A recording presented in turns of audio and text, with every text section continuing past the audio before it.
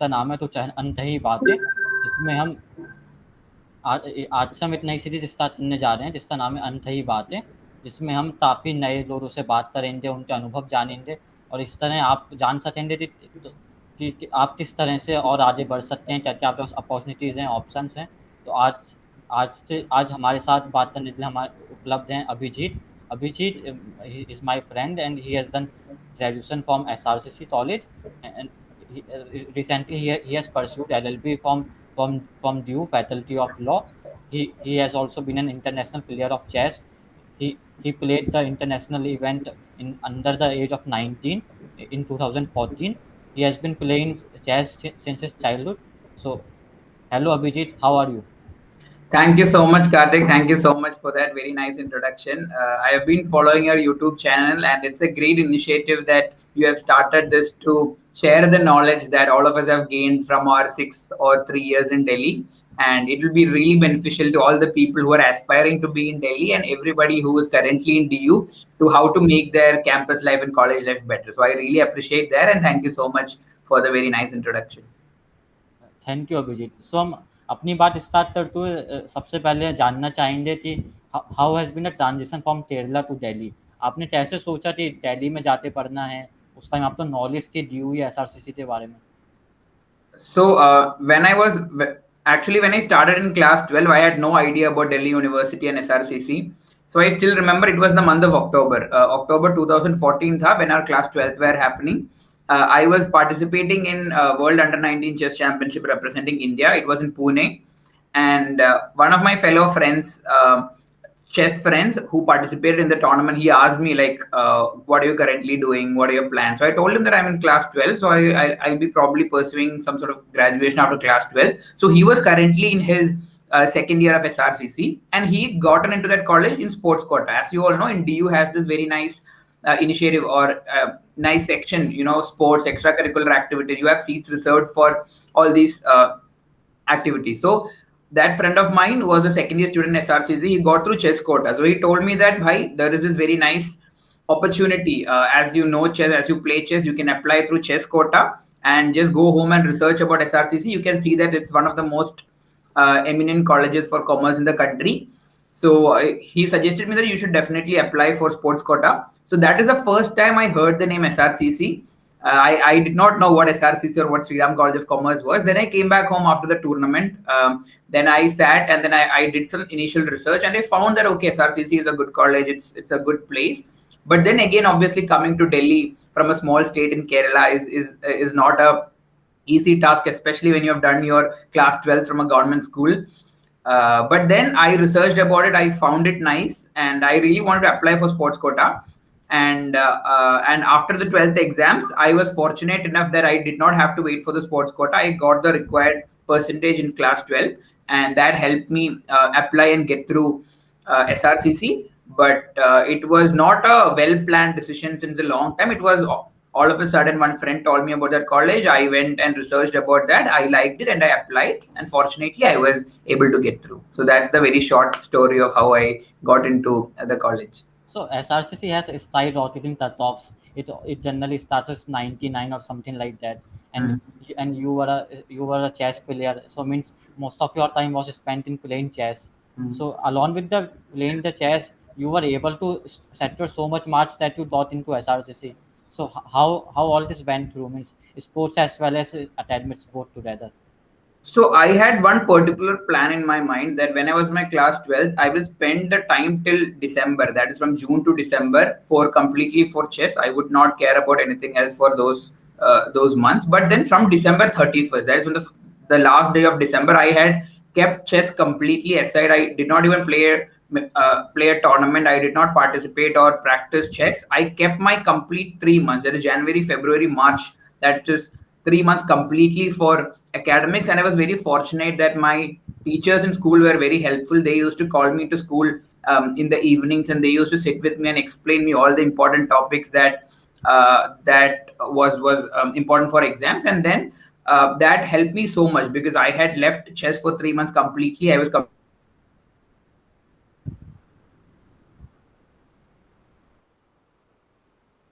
I gave my 3 months completely into academics, and I was lucky enough that I got the results of that, and that's how I scored a 99% in 12th. You have also been active in the politics in the SRCC. ऐसा माना जाता है कि SRCC जैसा मैंने कहा 99-98% वाली है, वहाँ तो पढ़ने वाले बच्चे होते हैं और पढ़ने वाले बच्चे पॉलिटिक्स करते नहीं है, मीन्स इट्स अ मिथ और whatever you can tell us better, but जो Sure. पढ़ने वाले बच्चे पॉलिटिक्स नहीं करते and then you doing there and then contesting elections and also winning the elections. Tell us about that journey as well. So SRCC, as you know, is a college जहाँ पे बाहर की politics नहीं है. Like you don't have any political organizations or student political organizations like NSUI, ABVP, SFI, etc. You don't have that inside the campus. You have like student-run panels. You have two different panels where students form their candidates and then they contest against another candidate. There is no political ideology or any sort of politics involved.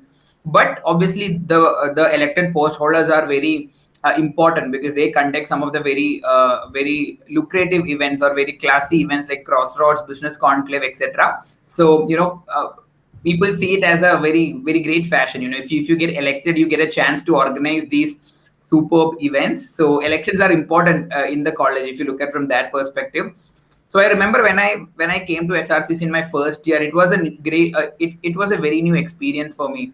Uh, Seeing, you see that the first day you come to college, you have all your seniors coming to you and talking to you with so much of love. They are telling you that if you need any help, you can let us know, we'll be there for you.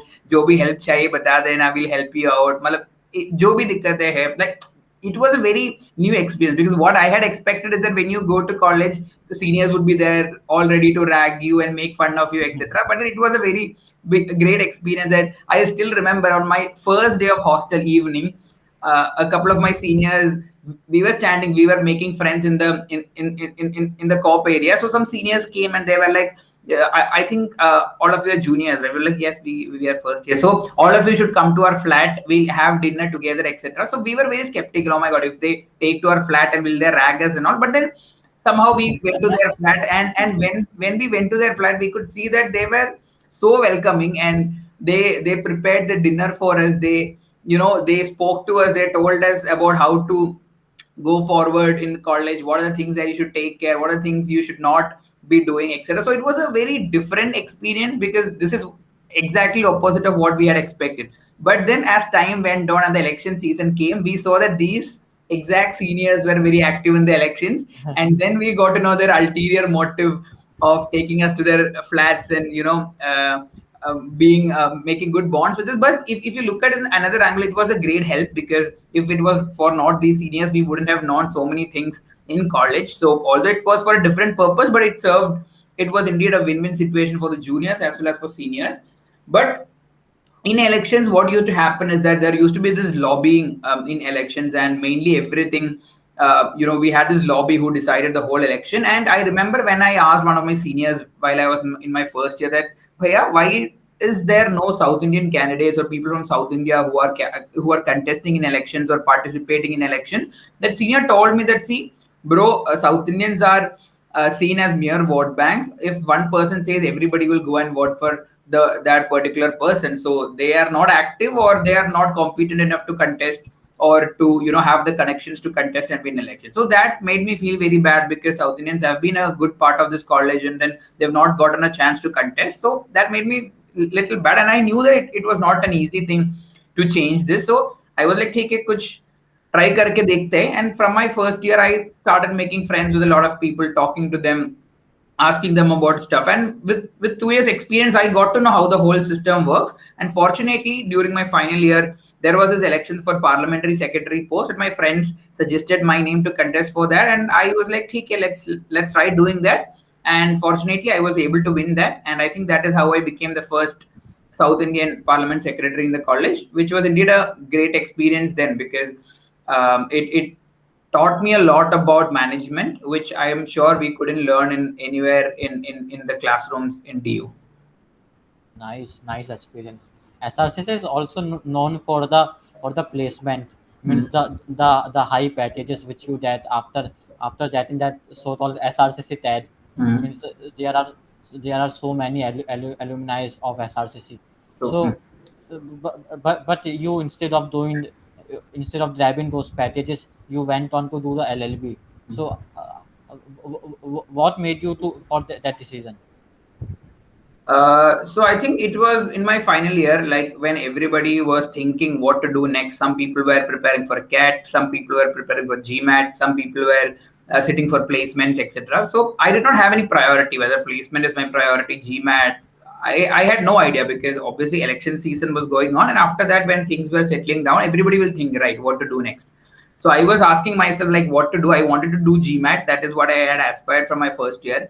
But then towards the end, when I asked myself some questions, I realized that more than these management subjects or law or accounts and business related or commerce subjects, the only two subjects that I really loved learning during my BCom honors was one business law, which was in my first semester, and corporate law, which was in my second semester. So out of all the subjects that I learned, these are the only two subjects जिसमें I had थोड़ा सा interest. So I thought, okay, why not try pursuing the subject that I really liked and take a shift from commerce to law. And I started reading more about law, and I started liking to learn more about law, read more about law. And towards the end, I realized that even if you don't want to pursue anything law, being a citizen of India, being a person who wants to stay in India, it is great, or it is, I think it's required for everybody to know the laws of this country, because knowing the laws would make you more confident and gives you the sense of security. So I would highly recommend that anybody, even if you don't want to pursue the laws in this, I mean, pursue law as a career, you should be knowing the laws of the country that you are living in. And that's how I gave the entrance. I remember my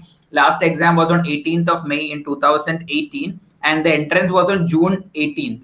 So we had around 1 month's time, and 1 month May, I prepared decently well, and fortunately I was able to get into the college, and that's how I landed up at Faculty of Law. And fortunately, it was just opposite to SRCC, so for 6 years I could be a part of that same campus and stay and live in that same campus, which is indeed a very great experience.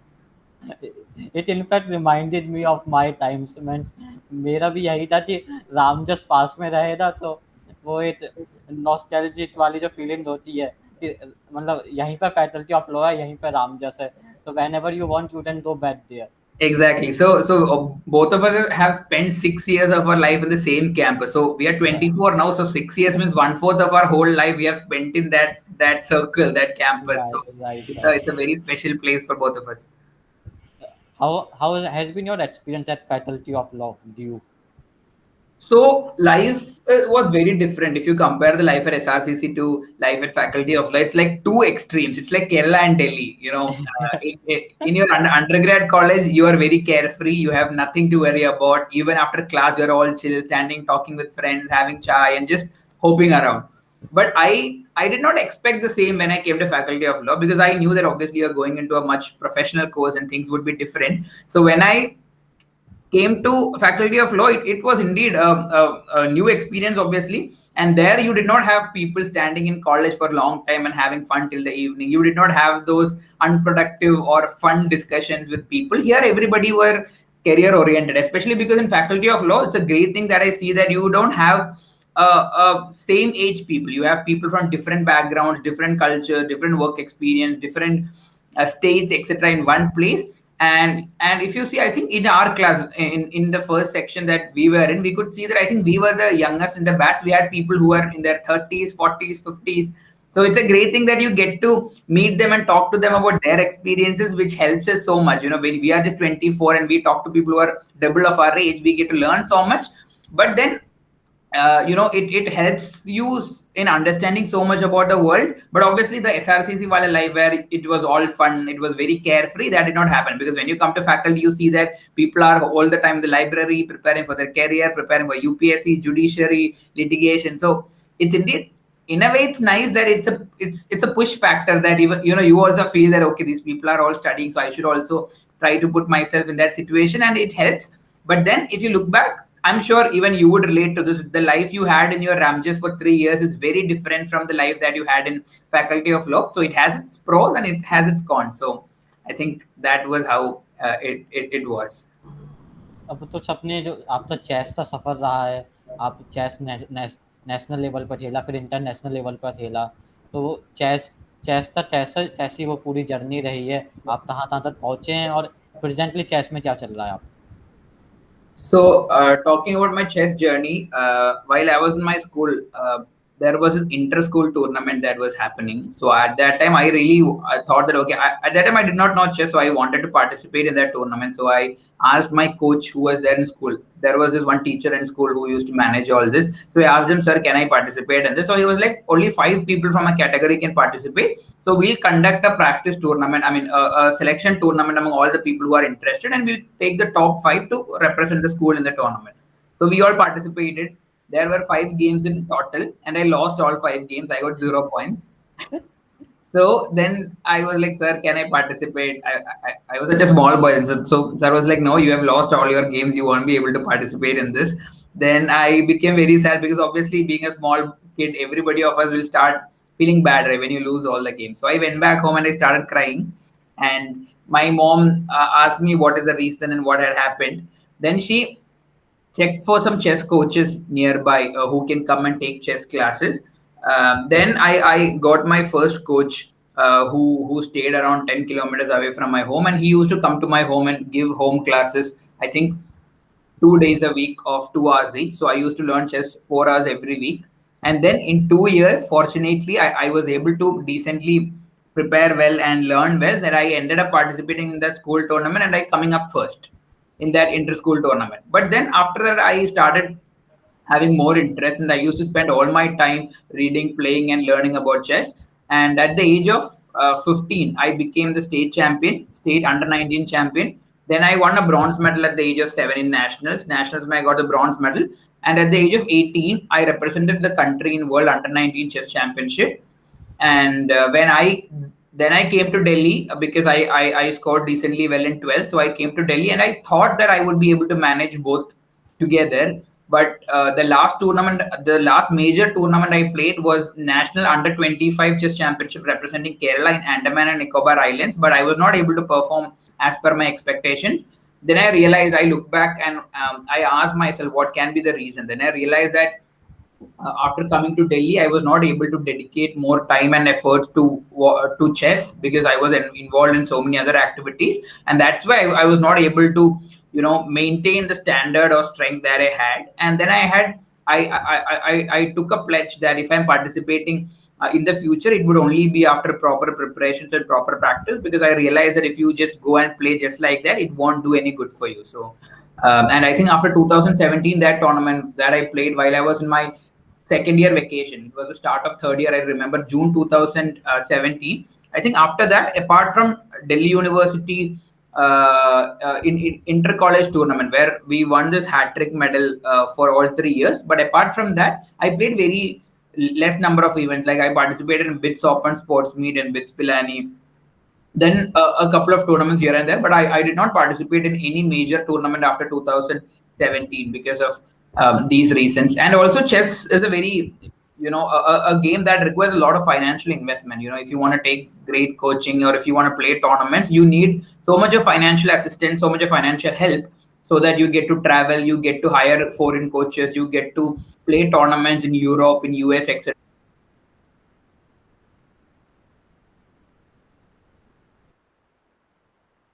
For sponsorships. So that was one drawback in chess. So if anybody who wishes to pursue to next level in chess, they should have a great financial backing, either in the form of family help, or you should need sponsors. So there are a lot of sponsors available, but in my state it was not that much available, and that is also one of the reasons why I was not able to pursue it in a professional manner after a certain point of time. So is there some regret that you did not be excel so well in the chess at the later stage, or or means that has been compensated with within due in SRCC and Faculty of Law? Absolutely. See, if I had not come to DU and I was in this position, I would have had regrets. But then after coming to SRCC, after coming to Faculty of Law, I realized that life is not just about chess. Chess is life, but life is not chess. That is what I try to follow, because I realize that there are lots and lots of things that you have to learn and experience and explore in life. Many thanks to SRCC and Faculty of Law that help me understand that life is so vast, and you have to explore. We have only one life, and we need to explore as much as possible, learn as much as possible, interact with as many people as possible. So while playing chess, your world was very limited to the chess community, your contacts were limited to chess community. But then after coming to DU, I realized that world is so big, and you have lots of interesting experiences that lie ahead. It's just that you have to go and seek them. So I think I wouldn't trade off my 6 years that I have spent in Delhi for anything in my life, and I consider it to be the most interesting or most exciting 6 years of my life. So now both of us are graduates, and we don't know if we'll ever go back to Delhi for academic purposes. So it feels very old, and it's a very it's taking time to sink in that 6 years of our life in Delhi has come to an end. So. But then, yeah, I'm sure you would also agree to this. The 6 years in Delhi was the best time in your life as well, right? Yeah, right, absolutely. Means we enjoy every moment of that. We have lot of stories to share about that. Yeah. So, any advice or suggestion from your side to the people who are aspiring for DU this year, and especially those who comes from South India and are not so fluent or not familiar with Hindi and this North India culture. So the first suggestion that I have, obviously, you have to get good percentage in class 12 to come into DU. And once that is just the start. That is not the end. Some people consider getting good grade in class 12 as the end, but that is actually the start. When you come to Delhi, especially for people from the south, you have to make sure that you learn at least basic Hindi, because some people will tell you that okay, without Hindi bhi ho jayega, zyada dikkat nahi hai. But then if you know the basics of Hindi, if you can, I mean, I'm not saying that you have to be an expert, but if you can communicate, if you can understand what the other person is communicating, it will help you so much all throughout your life in Delhi. Because especially when you're talking to people, if you want to get that connection more than English, it is always great to speak in Hindi. And therefore, I would suggest anybody who is not from a Hindi speaking background aspiring to come to Delhi for education, learn basic Hindi, learn to communicate and learn to understand what the other person is saying, because that will help you so much in your life during the Delhi times. And also, yes, people coming from south, it's going to be a very great cultural shift when you come from the south to Delhi, because everything is different. The language you speak, the festivals you celebrate, the cultures that you experience, the food that you eat, everything is entirely different. So be ready to accept and adapt to the new coming circumstances, because it's going to be very different and it's very exciting at the same time. You get to learn so much new about so many different kinds of people, their lifestyle, their culture, their way of life, etc., which is, I think, you cannot get this experience anywhere else in India, because DU is a place where you have everybody. I'm sure people from all the 29 states of this country would be there in Delhi doing some course or the other. So if you really want to explore, you can get to know the whole country in one place. So I'm sure this experience you cannot get anywhere else in this country. So if you have an option, definitely consider coming to Delhi and doing your education, because I'm sure you can get this experience nowhere else in this country. So my advice is that be open to new things. Don't have that closed mindset. Be open to accept new things, to learn new things, to learn and to unlearn. To learn new things and to unlearn the things that you have realized that it's wrong. Because we all have learned some things that we think is right, but then after some time you realize that it's not correct, it's wrong. So we need to be ready to unlearn as well. So with that attitude, if you come to Delhi, you will have a definitely great experience, and you will love the time that you spend in Delhi and Delhi University. So, as you said, Delhi has so much diversity. Delhi has so many people, but means being so overpopulated, overcrowded, still sometimes Delhi makes you feel lonely. You feel like that everyone knows you, but still there are not many people for you who are with you, who are for you. So, anything you want to say about that? Yes, absolutely. That observation is also correct. Although Delhi is very much populated and the campus is very much populated, at times you feel that yes, you're not getting the kind of quality people around you. And we all need people, right? Human beings are social animals, and we need people to talk to, and genuine people to talk to. So there used to be that feeling when most of the people in Delhi, generally speaking, are in a rat race to get good placements, to get good grades, to apply for good places, etc. So it's not nice to be a part of that rat race, because it'll take a lot of your emotional and mental energy if you are in that rat race. So if you, and the best thing that you have to do is what I believe is not on the quantity of people you have in your life, especially in DU, is the quality of people. Even if you have just 4 to 5 people in Delhi with whom you are very comfortable, that is more than having 40, 50, or 500 people, having a group of 500 people, because any day quality will be above quantity. So you should, when you are in Delhi, when you are in a group of lot of bunch of people, when you have thousands and hundreds of people around you, you should always search for that very good quality people around you, because if you have good quality people around you, they'll help you grow as well. As someone wise said, that you are the average of 5 people you surround yourself with. So try to surround yourself with those people who are, who are encouraging rather than demotivating, because demotivation is a big thing in Delhi. If you talk to so many negative people, you'll come across them and they'll try to pull you down, and they'll try to tell that it is not possible, you cannot do it.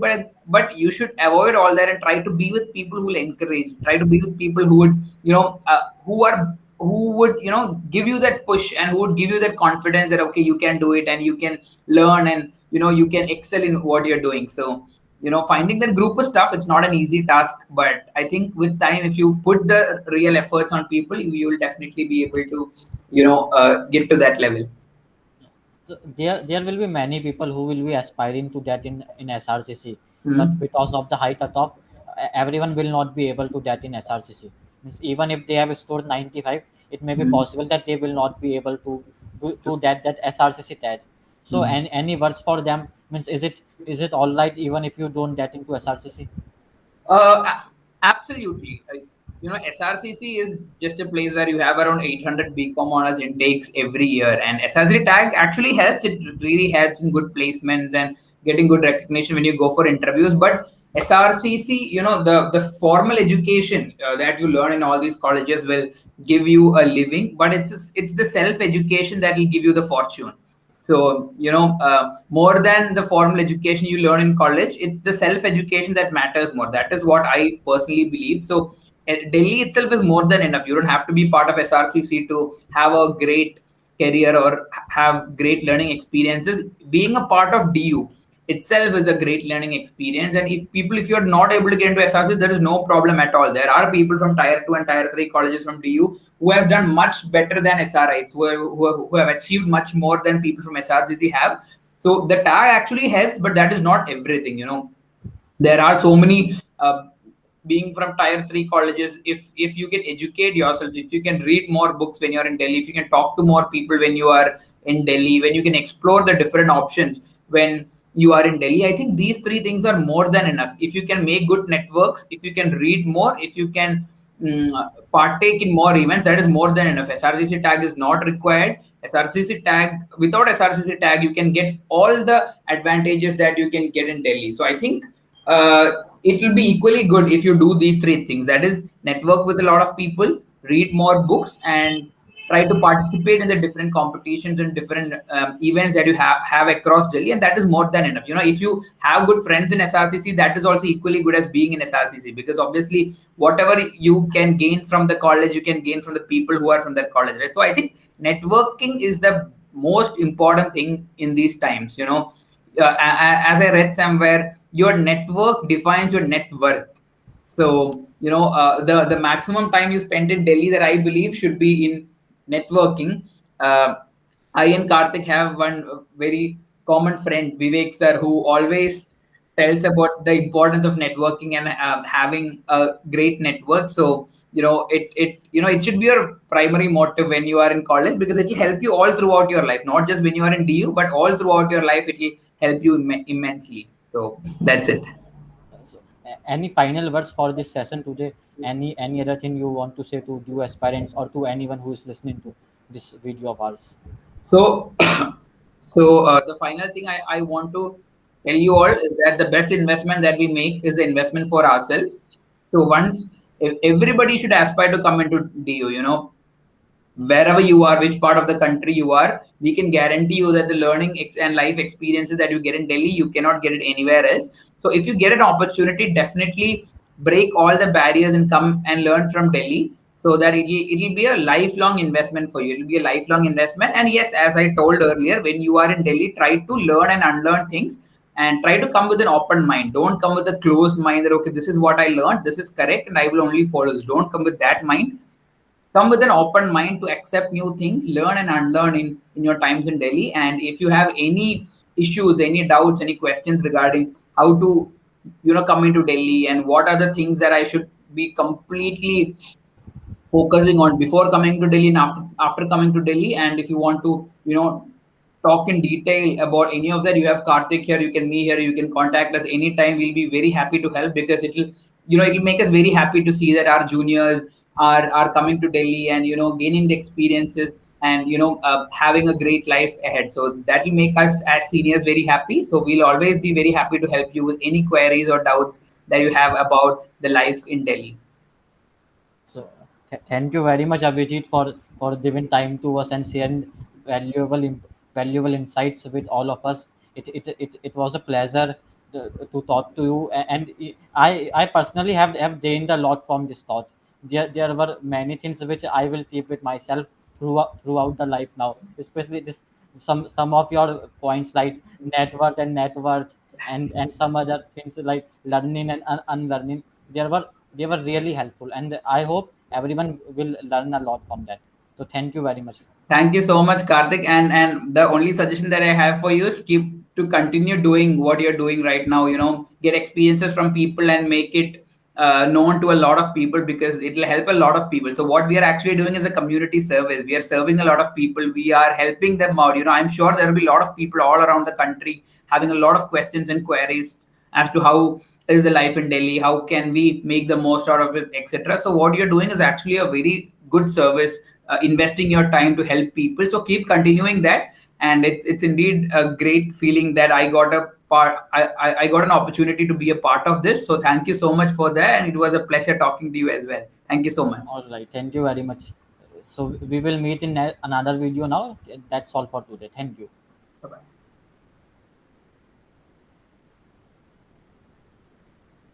Okay, bye. And you can like, share, and subscribe the video if you like it, and we will be coming with more such videos in the future as well. And if you have any suggestions or any questions, you can share with us.